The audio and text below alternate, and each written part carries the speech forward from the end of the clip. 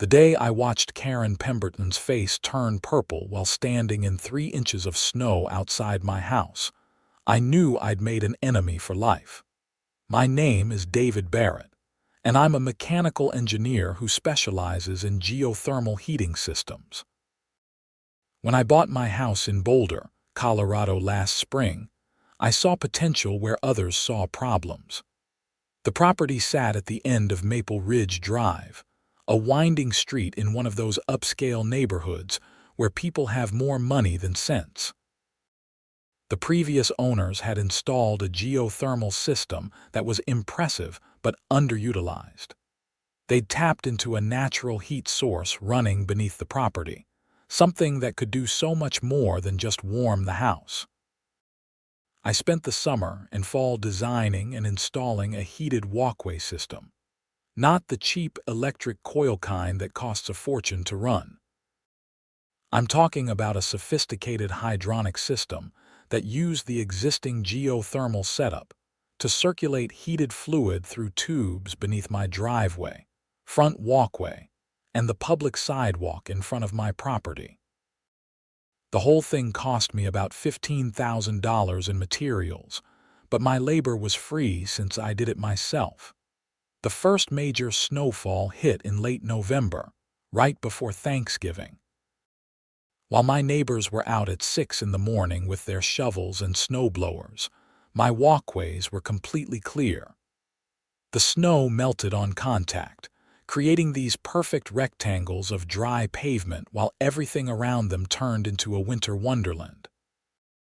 It was beautiful, efficient, and exactly what I'd hoped for. That's when Karren showed up.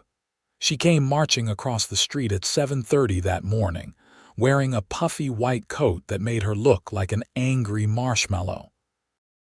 Her blonde hair was pulled back so tight it gave her face a stretched quality, and her lips were pursed in that particular way that signals trouble. "Excuse me," she called out as I was heading back inside with my morning newspaper. "We need to talk about this situation." I turned around, genuinely confused. "What situation?" "This," she gestured dramatically at my clear walkways. "This is completely unacceptable." I looked at my perfectly maintained property, then back at her. "I'm sorry, but what exactly is the problem?"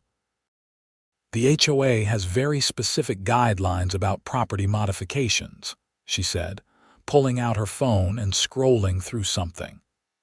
"Any exterior alterations require board approval. You never submitted the proper paperwork." "It's a heating system under my walkway," I said, keeping my tone polite. "I didn't realize that required approval. I'm not changing the appearance of anything." "You absolutely changed the appearance," she snapped. "Your walkways are clear while everyone else's are covered in snow. It creates an aesthetic imbalance in the neighborhood." I actually laughed. I couldn't help it. "An aesthetic imbalance? Are you serious?" Her face flushed red. "I'm the HOA president, Mr. Barrett, and yes, I'm completely serious. You also need to address the safety hazard you've created." "Safety hazard? My walkways are the safest on the street. There's no ice, no slipping danger." "The runoff from your melting snow creates ice patches on the street," she insisted. "Mrs. Henderson nearly slipped yesterday evening. I'd actually thought about drainage when designing the system. Everything was graded to flow into the storm drains, exactly as it should. The runoff goes directly into the city drainage system. I made sure of that." "Be that as it may," Karren said, straightening her shoulders, "you need to remove this system or face daily fines of $500 until you come into compliance." $500 a day? That's insane. "That's the penalty for major unauthorized modifications," she said, a smile playing at the corners of her mouth. "You should have read your HOA agreement more carefully." I had read it, actually, cover to cover. Twice. The agreement says that modifications requiring approval are those that alter the external appearance or structure of the property.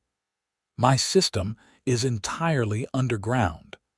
"I've already consulted with our HOA attorney," she said. "He agrees that this falls under modifications requiring approval. You have until Monday to begin removal, or the fines start. I'll be sending you an official letter this afternoon." She turned and walked away before I could respond, her boots crunching through the snow on the street. I went inside and pulled out my HOA paperwork, reading through it again with a fine-tooth comb. The modification clause was somewhat vague, which was probably intentional. It gave the board broad discretion to interpret what did and didn't require approval. I dealt with enough bureaucracy in my engineering work to know that vague rules were dangerous rules. The letter arrived via email at 2 p.m. It was formal, threatening, and signed by both Karren Pemberton as HOA president and someone named Patricia Sutherland as HOA secretary. The penalty structure was laid out in detail.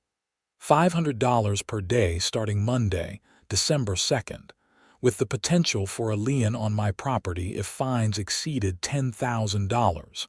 I called an attorney friend of mine, Marcus Chen, who practiced real estate law in Denver. "They can probably make this stick," he said after I explained the situation. "HOA agreements are contracts, and Colorado courts generally uphold them unless they're blatantly unreasonable. The modification clause in yours is broad enough that a judge might side with the HOA. So what do I do?" "You could fight it, but that's expensive and time-consuming. Even if you win, you're looking at thousands in legal fees. The easier path might be to just apply for retroactive approval. And if they deny it, then you remove the system or pay the fines." I thanked him and hung up, frustrated. The whole situation was ridiculous. I'd improved my property, created something useful and efficient, and now I was being punished for it. That weekend, I did some research, not just on HOA law but on my specific neighborhood. Maple Ridge had been developed 15 years ago by a company called Summit Properties. The entire subdivision sat on top of an interesting geological formation. The same geothermal heat source that fed my system actually ran beneath most of the neighborhood. Here's where it gets interesting. When Summit Properties developed the area, they installed a community geothermal system. It was one of those feel-good green initiatives that developers love to advertise. A main heat line ran beneath several streets, with connection points to individual properties. Most homeowners had never bothered to connect to it, preferring traditional gas heating. But the system existed, maintained by the HOA itself through a contract with a local utility company. My property sat at a crucial junction point. The main heat line ran directly under my land before branching out to supply Oakwood Court, where Karren and about 15 other families lived. I spent Sunday afternoon in my basement, examining the geothermal setup more carefully. The previous owner had been an engineer too, and he documented everything meticulously. There were blueprints, permits, and maintenance records. That's when I found the really interesting part. The main community heat line ran through an access valve on my property. According to the installation documents, this valve was technically on private property, but it served the community system. There was an easement agreement allowing the HOA to maintain it, but the physical valve itself was in my basement. Monday morning arrived with another snowfall. My walkways were clear. Karren's weren't. At 9 a.m., I received an automated email from the HOA management company informing me that I'd been assessed a $500 fine for non-compliance. I called the HOA management company, a bland corporate outfit called Premier Community Management. I got bounced around to 3 different people before finally reaching someone named Todd who seemed to have actual authority. "I'd like to appeal the fine and apply for retroactive approval of my walkway heating system," I said. You'll need to submit a formal appeal in writing, Todd said in a bored voice. The board meets on the second Thursday of each month.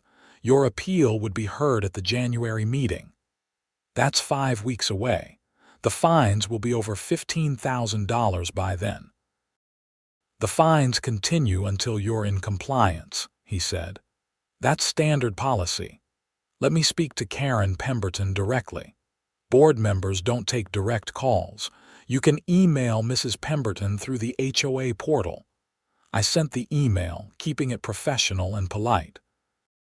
I explained the system, its benefits, and its safety features. I offered to present detailed documentation at the next board meeting. I even offered to extend the system to other interested homeowners at cost. Her response came back in 20 minutes. Denied. Remove the system. Tuesday, another $500 fine. Wednesday, the same. By Friday, I was $1,500 in the hole with no end in sight. I'd also learned that Karren had been emailing other homeowners, warning them about my dangerous and unauthorized modifications. Several neighbors who'd previously complimented my clear walkways now avoided eye contact when I saw them. That Friday evening, I was in my basement doing routine maintenance on my heating system when I really looked at that community heat line valve.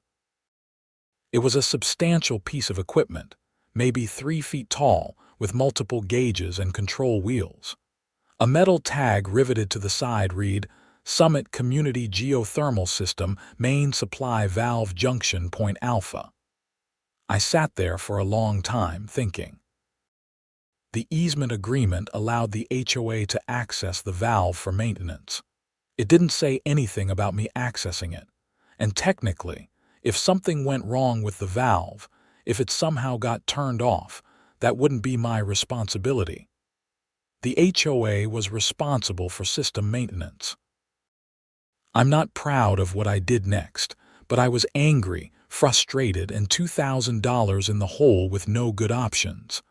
I turned the valve off, not all the way. That would have been too obvious.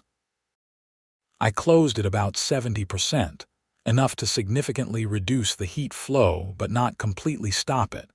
Then I took my maintenance records and made a note. Checked community valve junction, all systems normal. Saturday morning was cold, below 20 degrees. My system worked perfectly. By noon, my phone started ringing. The first call was from Bill Morrison, who lived 3 houses down. Hey David, weird question. You know anything about the community heating system? Our heat is barely working. Sorry, Bill. I just used the system for my walkway. You might want to call the HOA. 3 more calls came over the next 2 hours. All from Oakwood Court. All complaining about heat problems. Sunday morning, there was an emergency HOA email. Several homes on Oakwood Court were experiencing heating issues. The management company had been contacted. Someone would investigate on Monday. Monday morning, another $500 fine for my walkway.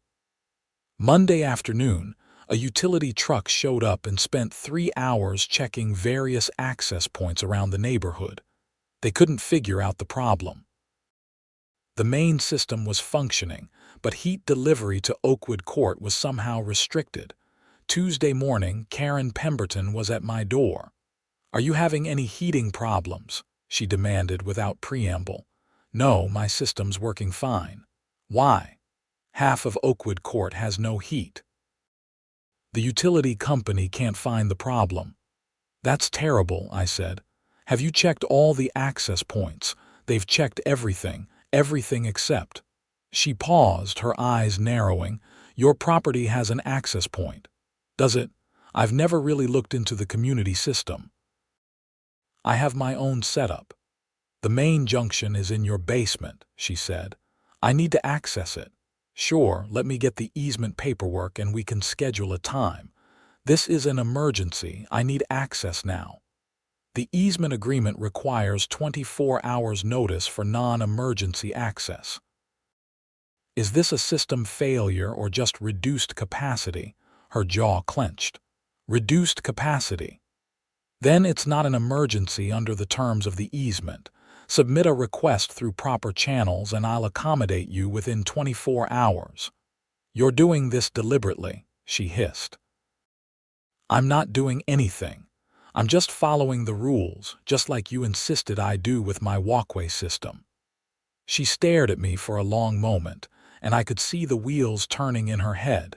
She couldn't prove anything. She also couldn't access my basement without my permission or a court order. Fine, she said finally. I'll submit the formal request, but if I find out you've tampered with that valve, you'll regret it. I haven't tampered with anything, but you know what might help? If we could work together on this, maybe come to an arrangement about my walkway system. Never, she snapped and walked away. Wednesday morning, I received the formal access request. I approved it for Thursday afternoon. I also went into my basement that evening and opened the valve back up just a bit.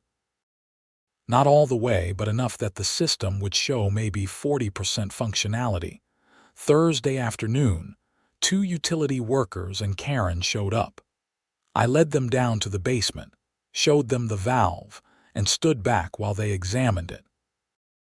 Well, there's your problem, one of the workers said. Valve's partially closed. Is it? I said, moving closer to look. I don't really understand how it works. See this wheel?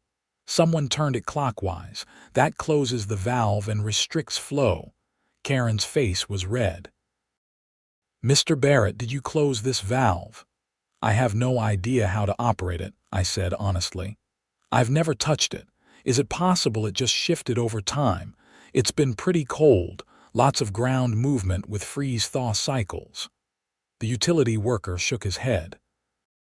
These valves don't just shift. Someone turned it. Could it have been during the last maintenance visit? I suggested. When does the HOA do maintenance checks? Karren pulled out her phone, scrolling through emails. Her expression shifted. The last scheduled maintenance was 6 weeks ago. There you go, I said. Maybe whoever did the maintenance didn't open it all the way afterward. Easy mistake to make. The workers opened the valve completely, and I could hear the system hum as pressure equalized. They spent another 30 minutes checking gauges and making notes. After they left, Karren lingered in my basement looking at me with suspicion. This is very convenient timing. What is? The valve being closed right when we're having a dispute. Actually, it's inconvenient timing for me. I've been fined $2,500 while half your street has been dealing with heat issues. Neither of us is winning here. She didn't respond, just turned and walked up the stairs and out of my house. That evening, I got an email from Bill Morrison. He'd heard through the neighborhood grapevine about my walkway dispute with Karren. She's on a power trip, he wrote. Happened to the Johnsons last year over their fence. Cost them $8,000 before the board finally backed down. Be careful. Friday morning, another $500 fine. I was now at $3,000. I also received notice that the January board meeting was full and my appeal had been moved to February. I closed the valve again, this time to about 50%. The complaint started Saturday evening. Sunday, there was another emergency email. Monday, the utility truck was back. Tuesday, they were scratching their heads because the valve in my basement was fully open, but the system still wasn't delivering proper heat. What they didn't realize was that there was a secondary control point further down the line, accessible through an exterior panel on my property. The previous owner had installed it as a backup control, and it wasn't on any of the HOA's official diagrams. I'd found it in his documentation. Wednesday morning, I got a call from Premier Community Management. It was Todd again. Mr. Barrett, the HOA is requesting daily access to your property to monitor the geothermal system. Daily access isn't covered under the easement. They get access for maintenance purposes with proper notice. This is a maintenance issue. Then they can submit maintenance requests. I'll approve them according to the easement terms. Mr. Barrett, you're being difficult. I'm following the rules. That's what HOA agreements are about, right? Following the rules, I could hear him sigh. Mrs. Pemberton wants to schedule an emergency board meeting to discuss your walkway situation. Great. When? Tonight at 7 p.m. The bylaws require 72 hours notice for special meetings. For general membership meetings, yes. The board can meet with 24 hours notice for emergencies. Is my walkway an emergency? Mrs. Pemberton seems to think so. Fine. Where's the meeting? The community center on Maple Ridge Drive. I showed up at 6:55. The community center was a small building at the neighborhood entrance, used mainly for HOA meetings and the occasional book club. 5 board members sat at a long table at the front of the room. Karren was in the center, with Patricia Sutherland to her right. The others I didn't recognize. There were maybe a dozen other homeowners scattered in the audience chairs, probably there to watch the drama. Karren called the meeting to order and immediately moved to my agenda item. We're here to address the unauthorized modifications made by Mr. Barrett at 847 Maple Ridge Drive. Mr. Barrett, you've refused to remove your heated walkway system despite repeated violations notices. I've applied for retroactive approval, I said calmly. That application is pending. Your application was denied, Karren said. I emailed you the denial. That was your personal denial. I haven't received an official board vote. Patricia whispered something to Karren, who frowned. The board president has authority to make decisions on behalf of the board. Not according to the bylaws, I said, pulling out my copy. Section 7, Paragraph 3. Major decisions require a board vote. My application qualifies as a major decision because of the fine structure you've imposed. One of the other board members, an older man with gray hair, spoke up. He's right, Karren. We need to vote. Karren's expression could have curdled milk. Fine. Let's vote. All in favor of denying Mr. Barrett's application, say aye. Wait, I said. Don't I get to present my case first? The gray-haired man nodded. That's standard procedure. For the next 15 minutes, I walked them through the system. I had photos, documentation, thermal imaging showing the safety benefits, and drainage calculations proving there was no runoff hazard. I also had cost estimates showing I could extend the system to other properties for about $3,000 per home. This technology could be a selling point for the neighborhood, I concluded.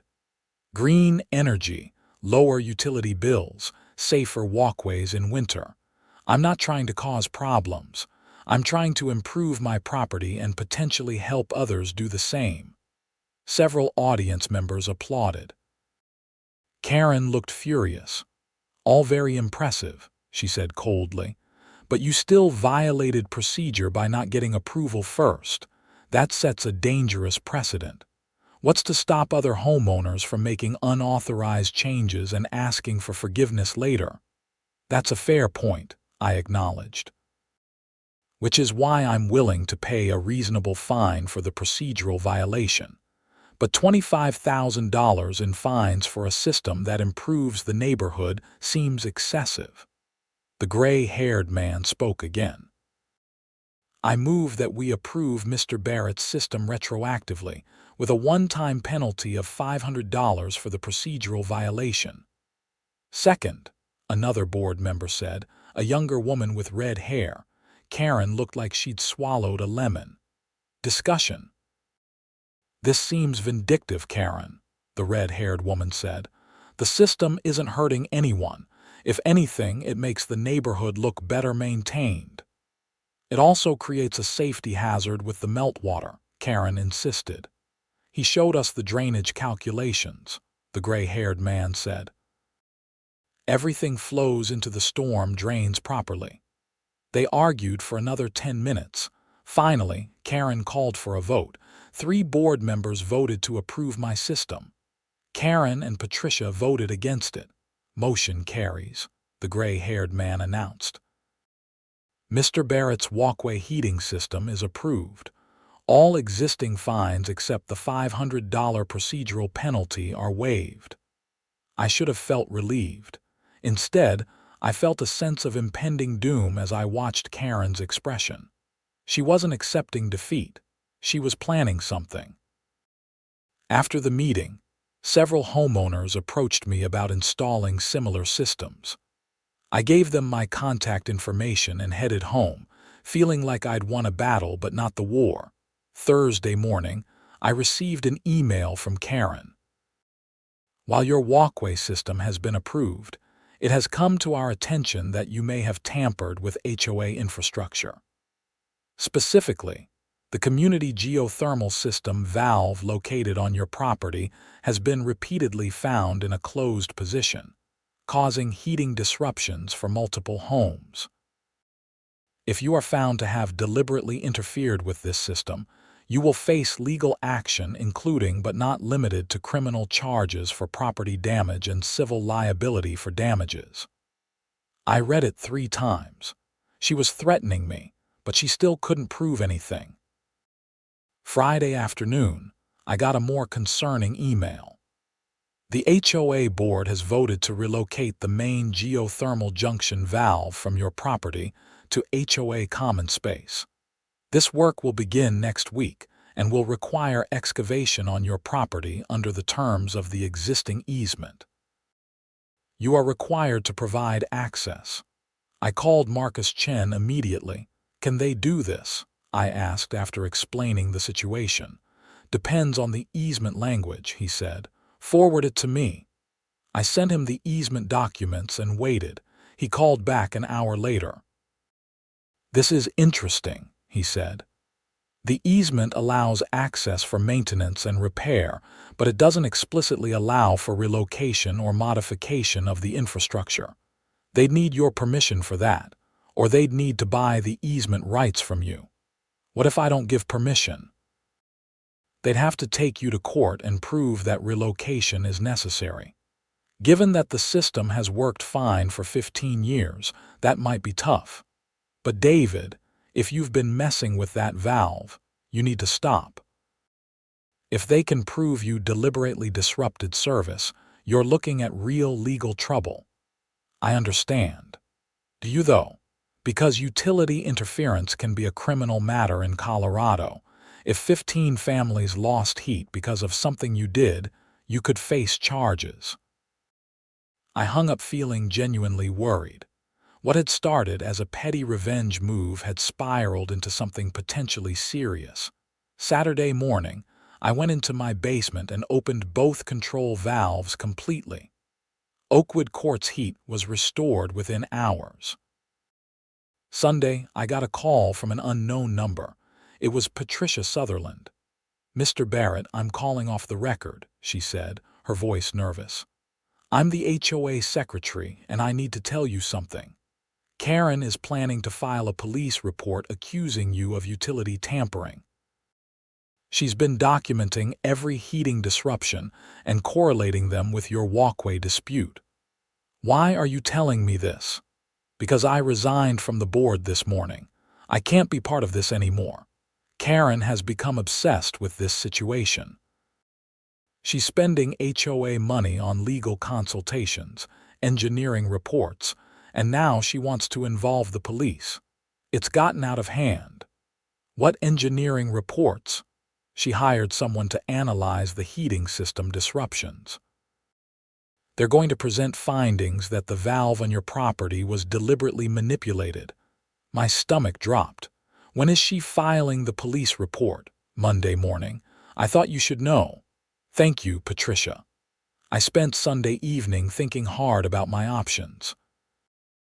I could deny everything, but if they had engineering reports showing the valve had been repeatedly adjusted, that denial wouldn't hold up.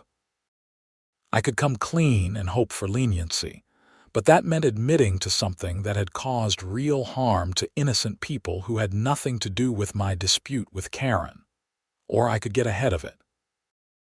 Monday morning at 8 a.m., I walked into the Boulder Police Department and asked to speak to an officer. I was directed to a Detective Sarah Mendoza, who listened to my story with increasing concern. "Let me get this straight," she said. "You deliberately interfered with a utility system serving 15 homes because you were angry about an HOA dispute?" "Yes," I said. "I know it was wrong. I'm here to report it before anyone else does and to take responsibility." "Mr. Barrett, this is serious. People could have been hurt. In this weather, losing heat can be dangerous, especially for elderly residents or young children." "I know.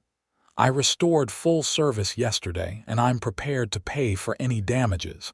I just want to do the right thing now." She took a detailed statement, then made some calls. An hour later, I was being formally interviewed with a recording device running.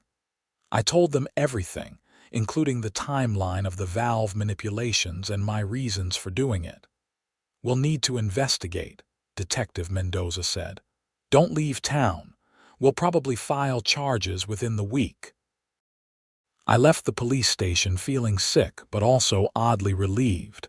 At least I'd taken control of the narrative. Tuesday morning, Karren filed her police report. By Tuesday afternoon, she learned that I'd already confessed. Wednesday, Detective Mendoza called me. "We've completed our preliminary investigation. We're charging you with 1 count of criminal mischief for the utility interference. It's a Class 2 misdemeanor. You'll need to appear in court." "I understand. However, there's something else you should know. During our investigation, we discovered that Mrs. Pemberton has been using HOA funds inappropriately. She spent over $8,000 on legal consultations and engineering reports related to your case, all without proper board approval. We've referred that matter to the district attorney's office as potential embezzlement." I didn't know what to say. "We also found some interesting communications," the detective continued. "Mrs. Pemberton has been emailing other homeowners encouraging them to file false complaints against you. That's witness tampering. And there are emails suggesting she wanted to impose the fines on you specifically because of a personal grievance, not because of any legitimate HOA concern." "What personal grievance?" "Apparently, her son applied for a job at the engineering firm where you work last year. He didn't get it. She believes you were involved in that decision." I actually had been on the hiring committee. We'd interviewed her son, Brandon Pemberton, and decided he wasn't a good fit. He'd been arrogant, underprepared, and had bombed the technical questions. I'd forgotten all about it. "So this whole thing was personal revenge?" I asked. "It appears that way. Look, what you did was wrong, Mr. Barrett. You put people at risk and you'll face consequences. But it's also clear you were provoked and targeted unfairly. I've included that context in my report. Over the next 2 weeks, things moved quickly. I was formally charged with criminal mischief and pled guilty.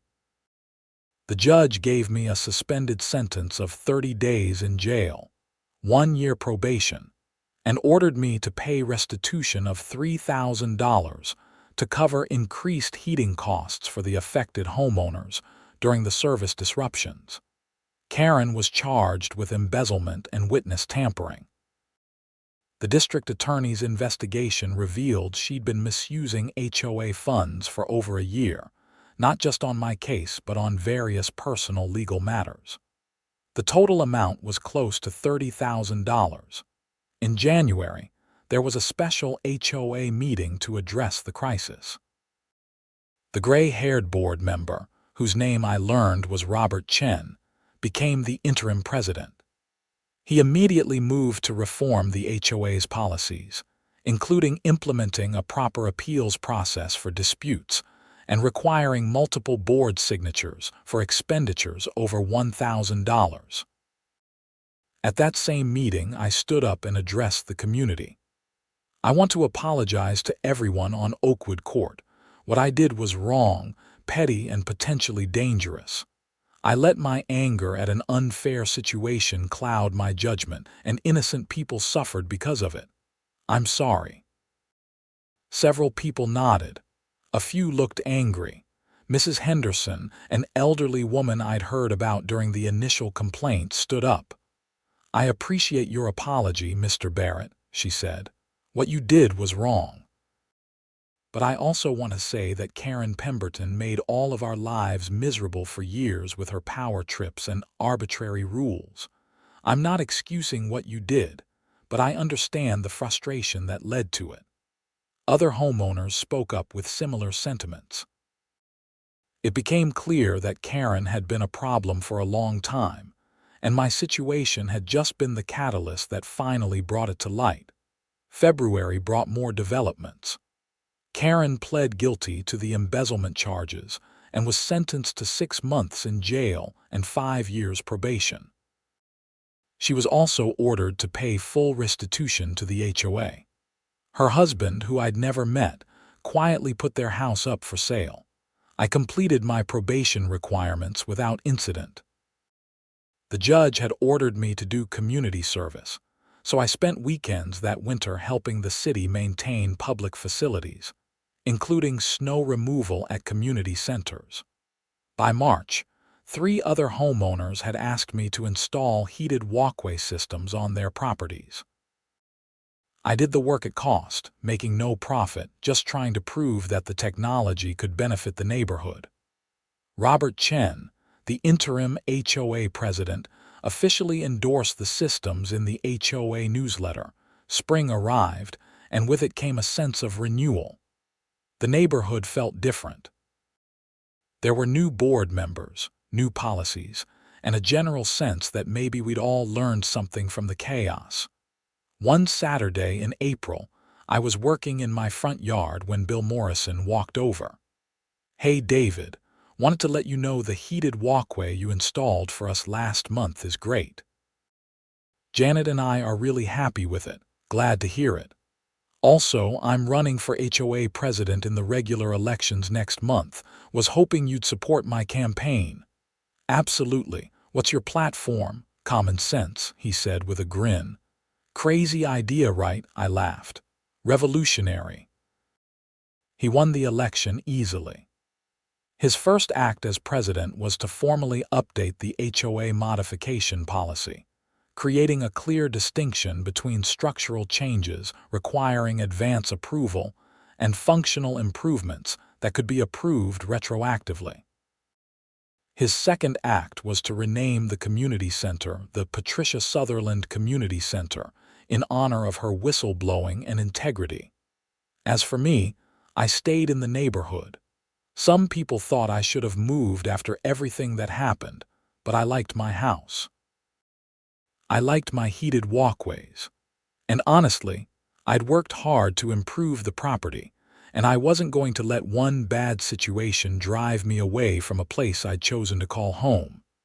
That summer, I started a small consulting business helping homeowners design and install geothermal systems. Word had spread beyond my neighborhood, and I was getting calls from people all over Boulder County. What had started as a personal project had turned into something bigger. In June, I got an unexpected email from Karren Pemberton, Karren's son. "Mr. Barrett, I wanted to reach out and apologize for my mother's behavior. I knew she was angry about my job rejection, but I had no idea she'd taken it so far. For what it's worth, I didn't get that job because I wasn't qualified, not because of any conspiracy. I've done a lot of growing up this past year. I'm sorry for the trouble our family caused you." I wrote back thanking him for the apology and wishing him well. It was a small gesture, but it felt like another piece of closure. September brought the first cool nights, hints of the winter to come. I spent an evening checking my heating system, making sure everything was ready for another season. The valve in my basement, the one that had caused so much trouble, was now monitored by the HOA through a smart system that alerted them to any pressure changes. I'd agreed to the installation, seeing it as a reasonable safeguard. As I worked, I thought about everything that had happened. I'd made a mistake, a significant one, driven by anger and a desire for petty revenge. I'd faced consequences, learned lessons, and tried to make amends. Karren had made bigger mistakes, driven by personal vendettas and unchecked power. She'd faced bigger consequences. The whole situation had been a masterclass in how disputes escalate, how small disagreements become major conflicts when pride and stubbornness take over. It had also been a lesson in community, in how a neighborhood is only as healthy as the systems and people governing it. In October, the first snow fell. My walkways cleared automatically, just as they had the year before. But this time, when neighbors walked past, they waved and smiled. Some stopped to chat. A few asked technical questions about their own systems. Mrs. Henderson, the elderly woman from Oakwood Court, stopped by one morning with a plate of cookies. "Thank you for the system you installed for us," she said. "My grandson helped me choose it after you sent around those information packets. I feel so much safer now, knowing I won't slip on ice." "I'm glad I could help, Mrs. Henderson." "You know," she said, settling into one of my porch chairs, "this whole mess last year was unfortunate, but some good came from it. The neighborhood is better now. We have better leadership, better policies. Sometimes it takes a crisis to create positive change." "I suppose that's true, though I wish it hadn't required the crisis in the first place." "Don't we all?" she said with a knowing smile. "Don't we all?" After she left, I stood on my porch watching the snow fall on clear walkways, thinking about her words: crisis and change, mistakes and growth. Conflict and resolution. My phone rang. It was another potential client asking about geothermal systems. I smiled and answered the call, ready to talk about heat exchange rates and installation timelines, about making homes more efficient and winters more manageable. The neighborhood had changed. I had changed. And somehow, through all the conflict and consequences, through the anger and the apologies, we'd all ended up in a better place. Not perfect, not without scars, but better.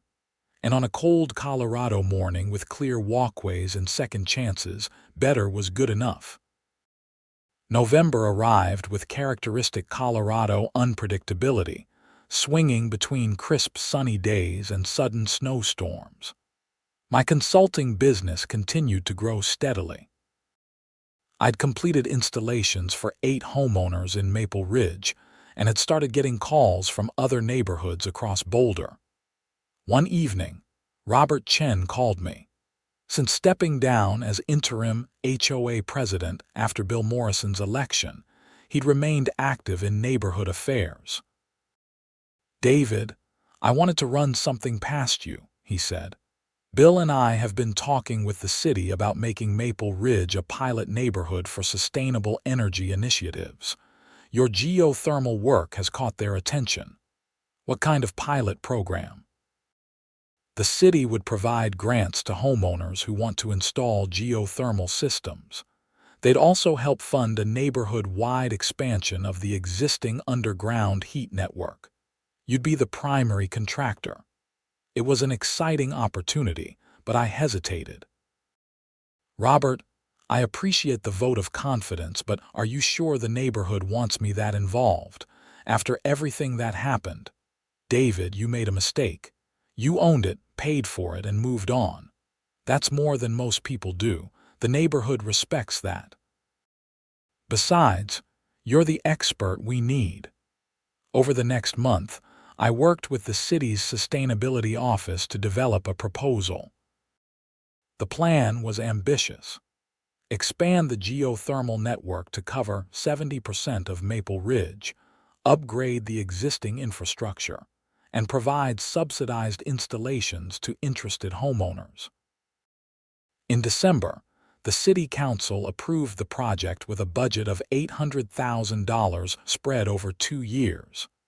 The program would create jobs, reduce carbon emissions, and establish Boulder as a leader in residential geothermal technology. The announcement made local news. I did an interview with the Boulder Daily Camera explaining the technology and the benefits.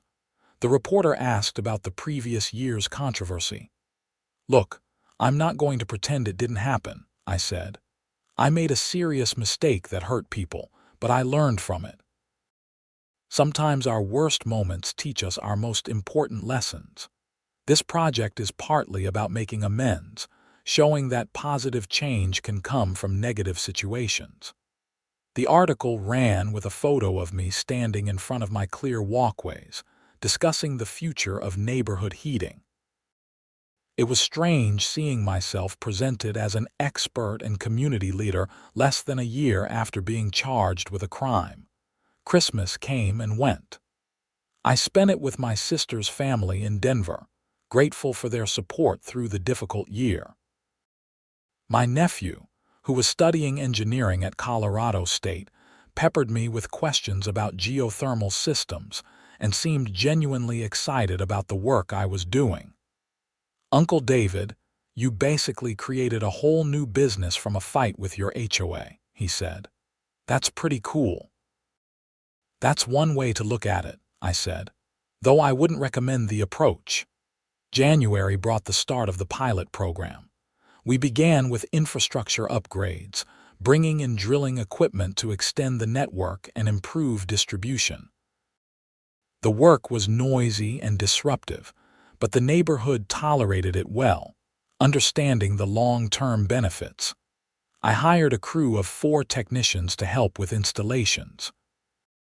One of them was a young woman named Emma Rodriguez, who just graduated from CU Boulder with a degree in mechanical engineering. She was smart, enthusiastic, and picked up the technical details quickly. "This is exactly the kind of work I wanted to do," she told me during a lunch break one day. Practical applications of sustainable technology. Most of my classmates went into aerospace or software. This feels more meaningful. "It is," I agreed. "You're directly improving people's quality of life. That's worth something." By February, we'd completed installations for 12 more homes. The feedback was overwhelmingly positive. Homeowners loved the clear walkways, the energy savings, and the environmental benefits. One afternoon, I got a call from a reporter at a Denver TV station. They wanted to do a story about the Maple Ridge project for their evening news segment on climate solutions. The interview took place on a snowy February morning. The reporter, a polished woman in her 30s, asked good questions about the technology, the costs, and the scalability. "Could this model work in other neighborhoods?" she asked. "Absolutely. Any area with suitable geology could implement something similar. The initial infrastructure investment is significant, but the long-term benefits are substantial. Lower energy costs, reduced carbon emissions, safer walkways in winter. It's a practical application of technology we've had for decades but haven't fully utilized. And you started all this because of a dispute with your HOA. That's where it began, yes. Though I wouldn't say the dispute started it as much as it revealed an opportunity. Sometimes conflict forces us to think creatively and find solutions we wouldn't have considered otherwise. The story aired that evening and got picked up by several other news outlets. By the next morning, I had emails from city councils, community organizations, and homeowners across Colorado asking about implementing similar programs. March brought warmer weather and easier working conditions. We accelerated the installation pace, completing 20 more homes. The neighborhood had visibly changed. In winter, you could tell who had the system by looking at their walkways. Clear pavement marked participation in what had become a community-wide transformation. Not everyone participated, of course. Some homeowners couldn't afford the subsidized installation cost, which even with city grants was still around $1,500. Others were skeptical of new technology or simply preferred traditional methods. Bill Morrison worked to address the affordability issue, setting up a neighborhood fund to help low-income residents cover installation costs. The response was generous, with many of the wealthier homeowners contributing significant amounts. "This is what community should be," Bill said at a neighborhood gathering in April. "People helping each other, working together toward common goals. That's what got lost in recent years, but we're finding it again." April also brought resolution to Karren Pemberton's legal situation. She completed her jail sentence and began her probation period. I heard through neighborhood gossip that she and her husband had moved to Colorado Springs, making a fresh start away from Boulder. I felt complicated emotions about that. Part of me was glad she was gone, that the source of conflict had been removed. But another part felt sad about how everything had unfolded. Despite her actions, despite the harm she'd caused, she was still a person who'd made mistakes and was now living with the consequences. I'd made mistakes too. We all had. The difference was in how we responded to those mistakes and whether we learned from them. May brought the official halfway point of the pilot program. We'd completed installations for 48 homes, upgraded the infrastructure network, and established Maple Ridge as a model for sustainable residential heating.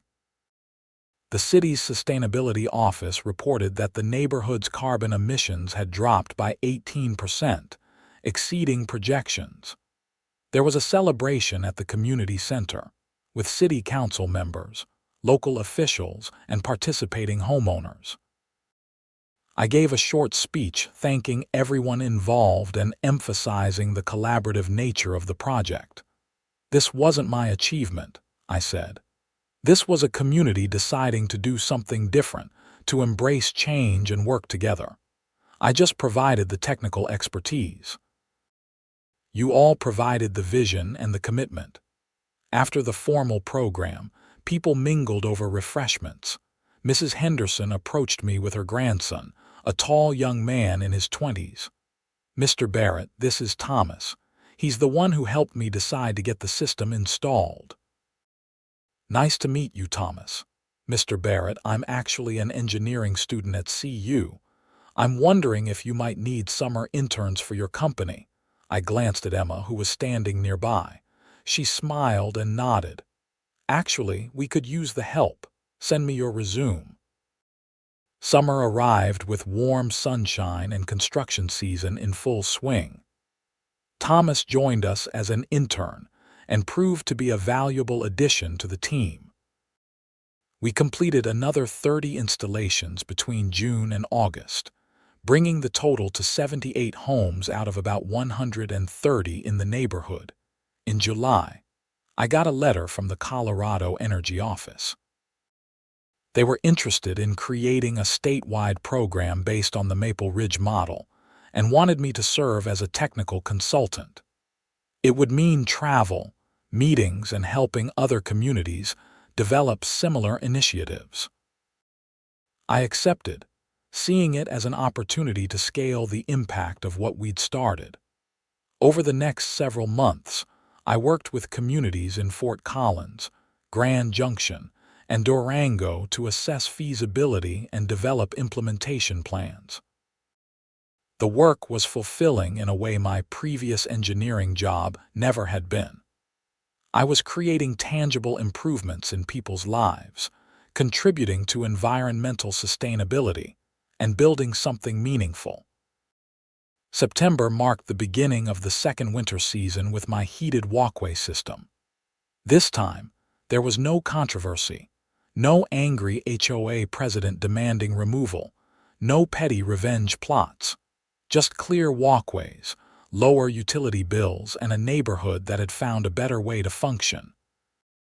On the anniversary of my first confrontation with Karren, I stood on my front porch watching snow melt on contact with my walkway.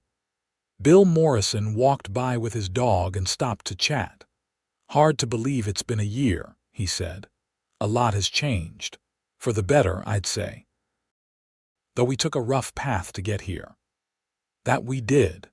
You know, I was thinking the other day about how this all started, a dispute over rules and procedures, escalating into something that hurt a lot of people. But in the end, it forced us to examine how we were operating as a community. Sometimes you need disruption to create improvement." "I'm not sure I'd recommend disruption as a strategy," I said, "but I get what you mean," he laughed. "Fair enough. Hey, are you coming to the holiday party next month? We're doing it at the community center again." "I'll be there." As he walked away, I thought about his words. Disruption and improvement. The rough path to better outcomes. It was true that good had come from the conflict, but I wondered if there could have been another way. Could we have achieved the same positive changes without the mistakes, the harm, the legal consequences? Probably not. Some lessons only get learned the hard way. Some transformations require crisis to catalyze change. The holidays arrived with more snow and more clear walkways. The neighborhood looked beautiful. Lights twinkling on houses, families gathering for celebrations, the community center hosting events and parties. At the holiday party, I found myself talking to newcomers who'd moved to Maple Ridge specifically because of the geothermal system and the neighborhood's reputation for sustainability and community cooperation. "We looked at a lot of neighborhoods," one woman told me. "But when we heard about what you all were doing here, about the community coming together after difficulties to create something positive, we knew this was where we wanted to be." That comment stuck with me. The neighborhood story, our story, had become something larger than the sum of its parts. It wasn't just about heated walkways or energy efficiency. It was about resilience, redemption, and the possibility of transformation. As the year drew to a close, I reflected on everything that had happened. The conflict, the mistakes, the consequences, and the unexpected opportunities that had emerged from chaos. I thought about Karren Pemberton sometimes, wondering if she'd found peace in Colorado Springs, if she'd learned from her mistakes the way I'd tried to learn from mine. I hoped so. Everyone deserved second chances, even if those chances looked different than expected. I thought about the community and how it had evolved. Better leadership, better policies, better relationships between neighbors. The geothermal project had been a catalyst, but the real change had been in how people chose to interact with each other. And I thought about myself, about who I'd been a year ago and who I'd become. I'd been an engineer focused on technical problems, somewhat disconnected from broader community concerns. Now I was running a business, consulting on statewide initiatives, and actively participating in neighborhood governance. The heated walkway that had started everything continued to work flawlessly, melting snow and providing safe passage through winter weather. But it had become more than just a convenience feature. It was a reminder of lessons learned, mistakes corrected, and the sometimes messy process of growth and change. January arrived with new projects, new challenges, and new opportunities. The statewide program was moving forward. My consulting business was expanding. The Maple Ridge pilot program was being studied as a model for other communities. Life moved on, as it always does, carrying us forward into uncertain futures shaped by our choices, our mistakes, and our willingness to learn and grow.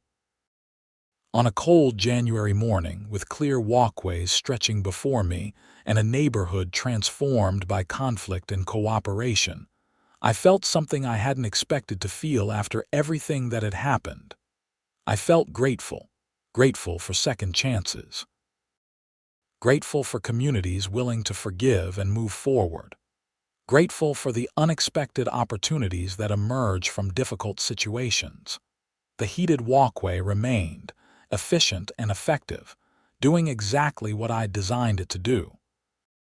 But its real legacy wasn't the technology or the energy savings, or even the business it had spawned. Its real legacy was the reminder that how we handle conflict matters, that mistakes can be corrected, and that communities grow stronger not by avoiding difficulties, but by facing them honestly and working together to create something better. And on that cold January morning, standing in front of my house in Boulder, Colorado, watching snow melt on contact with warm pavement, that lesson felt like the most valuable thing I'd ever learned.